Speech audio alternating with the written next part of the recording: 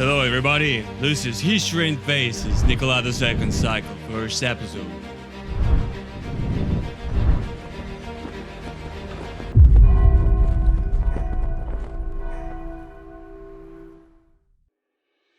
The turn of the 19th and 20th centuries. What was the time like? It was a time of great changes. People have changed, the world itself has changed.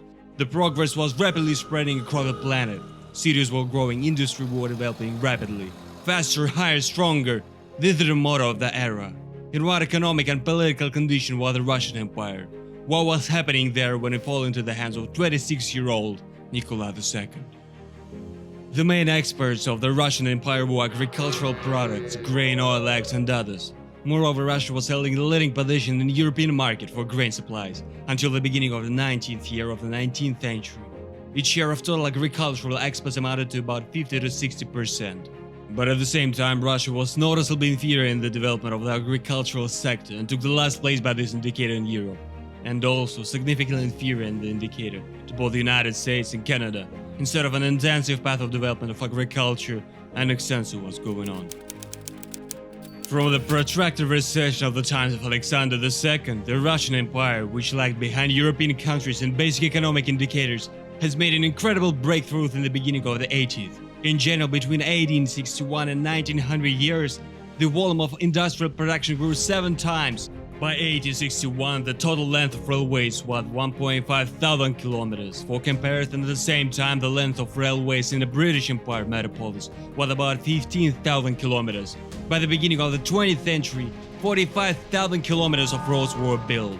As a result, the most developed branch of heavy industry in the Russian Empire were steel locomotive and carriage building. A significant increase occurred in the production of pig iron, coal, steel, iron and oil. From 1887 to 1913, iron smelting increased from 36 million pounds to 283 million, coal from 276 million to 2,250 million pounds. Cotton industry, non-ferrous metallurgy, gold mining and others developed no less rapidly. The result of reforms of 1861 was the commemoration of a new era in Russian society.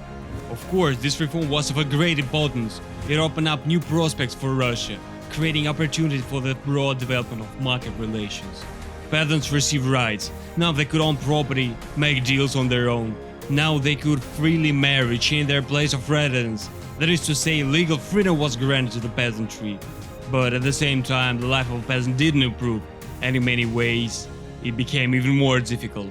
Peasants were infringed on the size of the land. Often they received inconvenient land for cultivation, and in addition, redemption payments significantly exceeding the actual value of the land laid a heavy burden on the shoulders of the Russian men.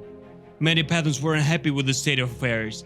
Instead of investing free funds in the development of their economy, the peasant was forced to pay a loan to pay the landlord. Many peasants became impoverished. But of course there were those who were able to raise their economy, becoming a strong middle peasant or even a feast. But the vast majority, about 65%, were poor. Moreover, it needs to understand that the population of the Russian Empire was growing at an incredible pace. During the first general census, it was estimated that its population was 126 million people. About 86% of them were peasants. That is, between 1861 and 1897, growth amounted to about 53 million people. Due to such rapid population growth, the land issue became even more acute. As a consequence of this, due to the overpopulation of the village and an exorbitantly difficult life, a gradual flow of the labor began from villages to cities. Between 1860 and 1880, the number of workers more than doubled, from 3.2 million to 7.4. The condition of this class was simply terrifying, largely disenfranchised and characterized by cruel forms of labor. The working day in factories was about 12 hours, sometimes reaching 14 to 15 hours, or even more. The exploitation of female and child labor was widely used. Working as much as men, they received many times less. There was a developed system of fines, and it was not common when sometimes they reached half the workers' earnings. No less difficult were the living conditions of the workers, most of whom lived in barracks. The arrangement of the bedrooms is the same everywhere. Workers sleep on bunks, without any partitions in separate places, and side by side next to each other. In those factories where not only men but also women and children worked, The division of the sex into separate rooms doesn't at all make up the room. The workers' ration was rather meager, tea with a little bit of sugar, bread, cabbage soup, buckwheat, kvass. There were also frequent cases when a worker couldn't eat hot food for weeks. As a result of all this arbitrariness, the absence of such labor legislation, a terrible housing situation, low wages, a difficult life, there were often strikes. So one of the most resonant ones was the Morozov strike in 1885, which stirred up the whole Russia. The strike spurred other workers to defend their rights. The annual number of strikes was growing rapidly. In the wake of labor discontent, the government, realizing the magnitude of the threat, adopted a new factory law in 1886, which in many ways remained a law that was only written on a paper, but in fact was not executed. As a result, the number of strikes and the number of strikers participating in them only grew. Another no less acute problem in the empire was the ethnic issue, and in particular the issue related to the Jews. Back in 1791, by the decree of Catherine II, the territory was determined where they were allowed to live, which later became known as the Pale of Settlement. In the future, they were largely oppressed in their rights, evicted from settled territories, forbidden to engage in habitual activities. They were limited to higher education. Certainly, as a result of such a policy, Jews joined various revolutionary organizations, and some of them even entered the management of such communities: Land and Freedom, Narodnaya Volya, Black Redistribution, and others. After the assassination of Alexander II by revolutionaries on March 1, 1881, Jews' rights occurred in 166 settlements of the Russian Empire. Thousands of Jews' homes were destroyed, many Jews' families lost their property, a large number of men, women and children were injured, some of them were killed. As a result, under Alexander III, a period of active counter-reforms began, some of which were aimed at tightening the screws against the national minorities.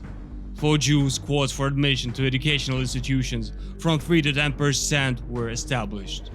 Such an oppressed position in society, constant humiliation, a wave of riots, all this led to the involvement of new Jews in the revolutionary struggle. Their percentage of the total number of revolutionaries in those years increased from 5 to 40%.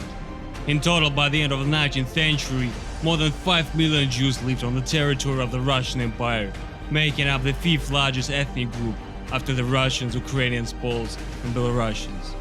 Thanks to this anti-Semitic state policy, a large number of Jews emigrated from the country, mainly to the United States, about 1.5 million people. The result is a twofold situation. On the one hand, industrialization began in the Russian Empire. The economy grew at a tremendous pace, new cities grew, new factories were built, the country's population grew. But at the same time, there was a huge amount of contradictions between the highest authorities, nobles, industrialists, and the simple people. Discontent among the intelligentsia grew. Students were actively involved in the political struggle. Many were waiting for political freedoms changes. In such a difficult and contradictory time, Nikolai II take the throne. I hope that you like this episode. Stay tuned, subscribe, leave likes, comments, and see you later. Bye.